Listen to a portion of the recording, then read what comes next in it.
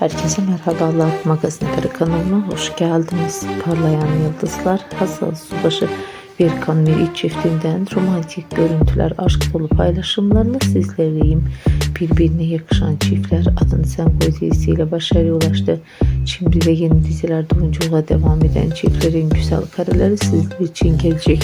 Umarım beğenirsiniz. Benden bu kadar. Hoşça kalın arkadaşlar.